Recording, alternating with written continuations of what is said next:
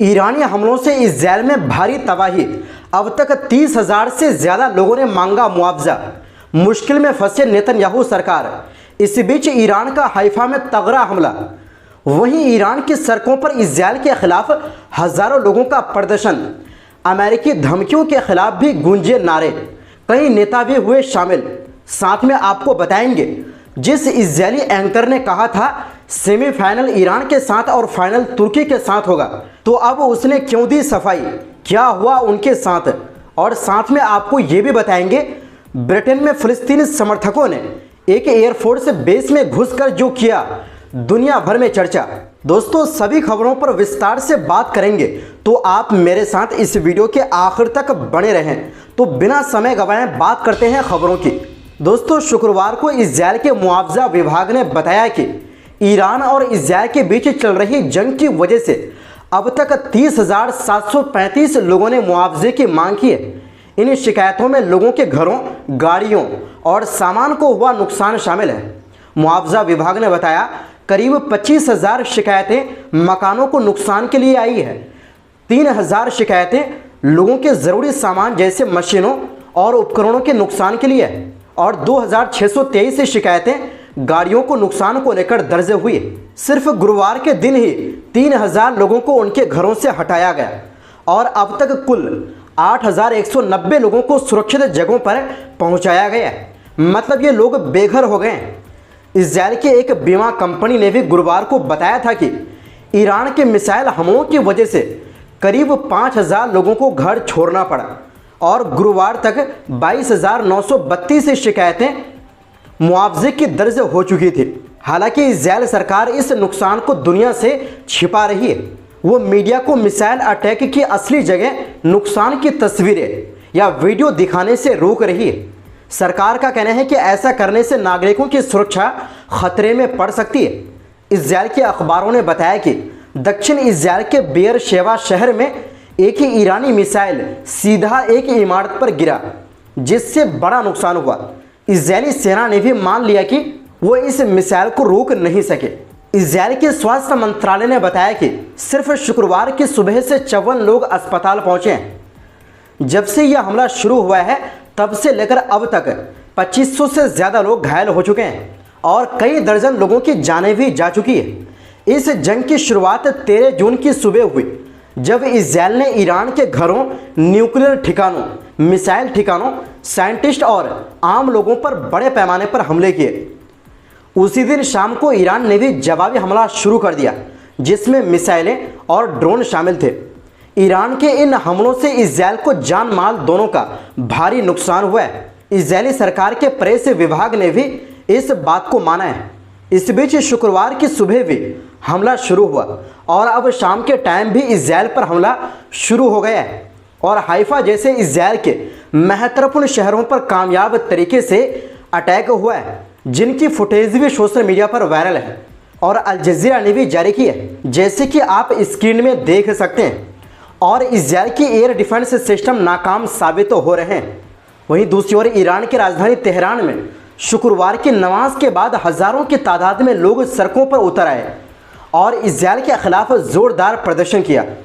राज्य टीवी पर दिखाई गई तस्वीरों में लोग अपने नेताओं के समर्थन में नारे लगाते नजर आए।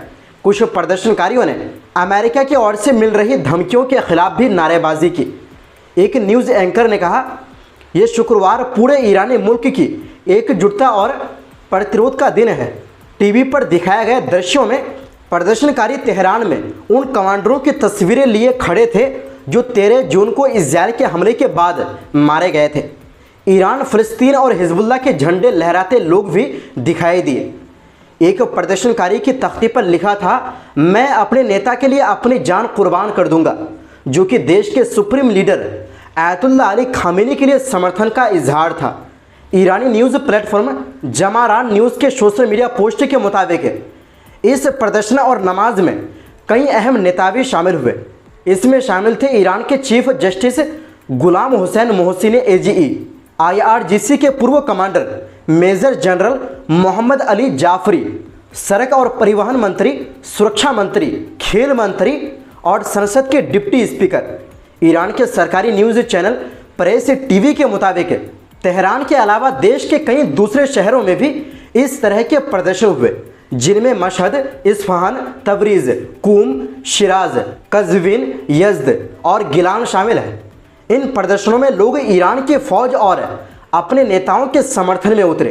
दोस्तों, इस प्रदर्शन का मतलब एक ही था कि ईरानी जनता खामेनी शासन के साथ है। जो ये सोचते हैं कि खामेनी को ख़त्म करके ईरान के शासन बदल देंगे, उनका मकसद कभी पूरा नहीं होगा। वहीं दूसरी ओर इजरायली मीडिया को उस वक्त सफाई देनी पड़ी जब एक बयान ने अंतर्राष्ट्रीय स्तर पर भारी विवाद खड़ा कर दिया।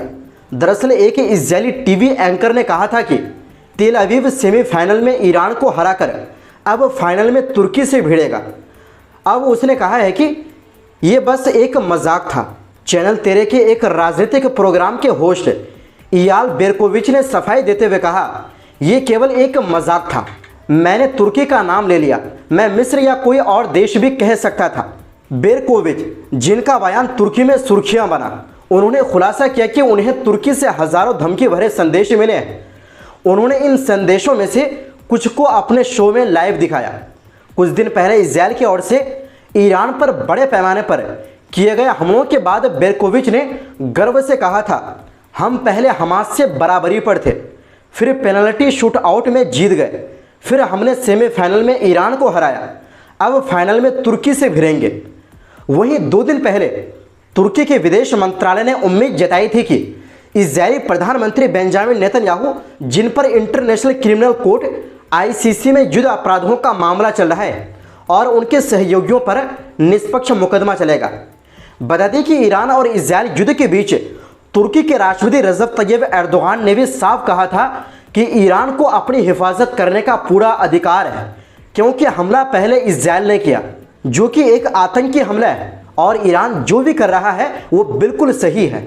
वहीं दूसरी ओर दोस्तों, ब्रिटेन में अक्सर फिलिस्तीन के समर्थन में बड़े पैमाने पर प्रदर्शन होते हैं और लाखों की संख्या में लोग सड़कों पर निकलकर इजरायली जुल्म के खिलाफ विरोध कर रहे हैं। लेकिन इस बार ब्रिटेन के एक एयरफोर्स बेस में घुसकर फिलिस्तीन समर्थक कार्यकर्ताओं ने जो किया है उसकी दुनिया भर में चर्चा है। दरअसल फिलिस्तीन एक्शन नाम के ग्रुप ने कहा है कि उनके 2 कार्यकर्ता रॉयल एयरफोर्स ब्राइज नॉर्टन बेस में घुस गए, जो कि ऑक्सफोर्ड शहर में है। इस बेस पर खड़े 2 सैन्य विमानों को उन्होंने नुकसान पहुंचाया। ये विमान ईंधन भरने और ट्रांसपोर्ट के काम आते हैं। कार्यकर्ता इलेक्ट्रिक स्कूटर से सीधा रनवे तक पहुंचे। फायर एक्सटिंग्विशर में लाल रंग भरकर उन्होंने विमान और रनवे पर छिड़का। लाल रंग खून का प्रतीक बताया गया। इसके बाद उन्होंने लोहे के छड़ों से विमानों को और नुकसान पहुंचाया। पालस्तीन एक्शन का कहना है, ब्रिटेन एक तरफ इजरायल की आलोचना करता है, लेकिन दूसरी तरफ गुप्त तरीके से उसकी मदद कर रहा है। ब्रिटेन गाजा में जासूसी विमान भेजता है, अमेरिकी और इजरायली फाइटर जेट्स में ईंधन भरता है और सैन्य सामान सप्लाई करता है। दोनों कार्यकर्ता बेस से बाहर निकल गए, उन्हें कोई पकड़ नहीं पाया। अभी तक ब्रिटिश रक्षा मंत्रालय या पुलिस की तरफ से कोई बयान नहीं आया है। पालस्तीन एक्शन ने इस पूरी घटना का वीडियो भी सोशल मीडिया पर पोस्ट किया है। इसमें दिख रहा है कि कैसे कार्यकर्ताओं ने लाल रंग छिड़का और विमान को नुकसान पहुंचाया। हालांकि इस पर ब्रिटेन के प्रधानमंत्री ने ट्वीट कर निंदा की है। तो दोस्तों, फिलहाल के लिए इस रिपोर्ट में बस इतना ही।